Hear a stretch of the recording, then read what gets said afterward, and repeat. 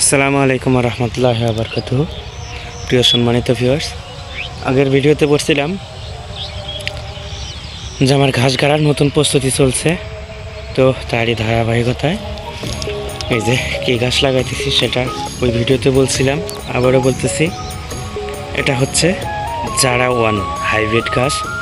এটাতে ফুল আসে না, ফুল হয় না, আর শীতের সিজনে এই গাছটা খুব ভালো হয়। তো যারা পুরাতন ভিউয়ার্স তারা দেখছেন আমার ওই পুরান ক্ষেতের ঘাসগুলো একদম কুশালের মতন মোটা মোটা 10 ফিট 12 ফিট ঘাস হয়, ওটাই সেই ঘাস। আর যেটা এখানে ধান লাগাইছি, ওই যে ওই পাশে ওইটুকু ধান, আর ওই যে নিচের ওইটা এই যে এইটুকু, মোট এখানে 40 ডিসিমাল 40 শতাংশ। তার এখান দিয়ে এইটুকু ঘাস লাগানো হচ্ছে। এই যে এই যে দেখেন, এই যে এখান থেকে এইটুকু,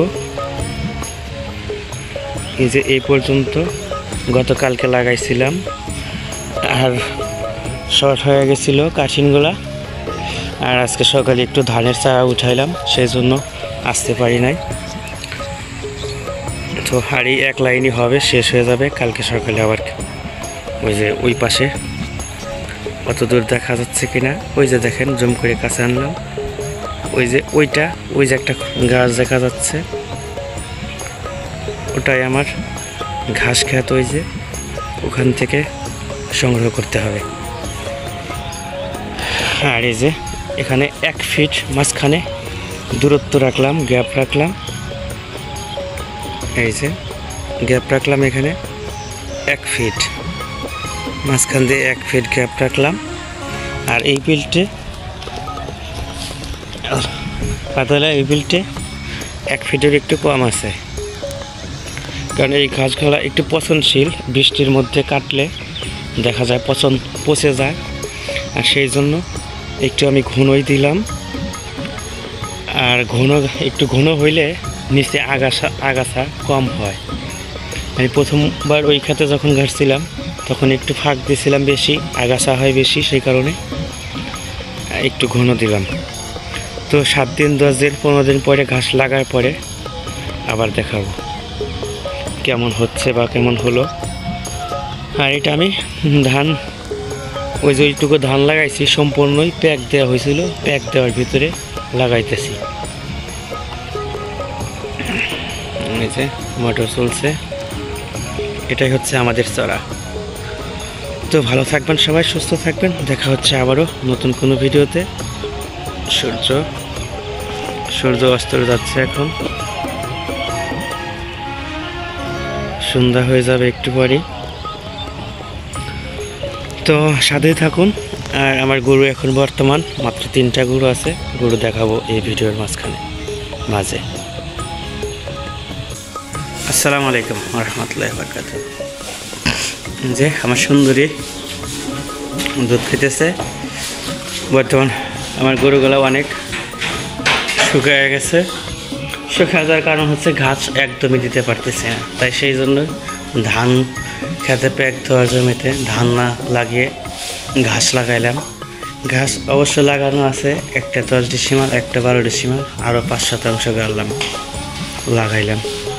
এই শীতের সিজনে ঘাসের কষ্ট হয়, ঘাস বড় হয় না, সেই জন্য এখন আল্লাহর রহমতে এই যে ফাল্গুন মাস পড়তেছে, গরম শুরু হইতেছে।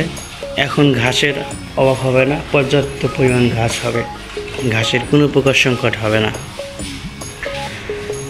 তো আর একটা কথা বলা হয় না আপনাদের, এই যে এখানে মাঝখানে যে একটা গরু ছিল, বড় গাভী, 9 মাসের গাভিন ছিল, ওকে কিন্তু পূর্বের ভিডিওতে বলছিলাম বিক্রি করব।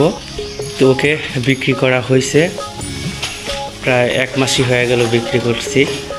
তা অনেক কাজের ব্যস্ততার কারণে ফোন দেওয়া হয় নাই। এই যে এখানে গোসলখানার জন্য কাজ করলাম, আবার ফের ধান লাগানো হচ্ছে, সব মিলিয়ে ব্যস্ততা ছিল, গরুর ভিডিও দেওয়া হয় নাই। সেই জন্য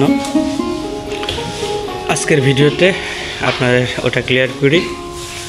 ওই গরুটা বিক্রি করা হয়েছে 1,07,000 টাকা। বয়স ছিল 8 মাস হওয়ার, এই 8 দাঁত হওয়ার পরেও আমার 2 বিয়ান খাওয়া হয়েছে। অনেক বয়স্ক হয়ে গেছিল, সেই জন্যই বিক্রি করে দিতে বাধ্য হয়েছি। তাছাড়া ভালো সিমেন্ট দেওয়া হয়েছিল 100%, 62 লিটার 60 লিটারের সিমেন্ট দেওয়া হয়েছিল। ব্র্যাকেট অস্কারের সিমেন্ট দেওয়া হয়েছিল। তো তারপরেও বিক্রি করতে বাধ্য হইলাম। আর একদম খ্যারের সংকট, খ্যার নিয়ে আমার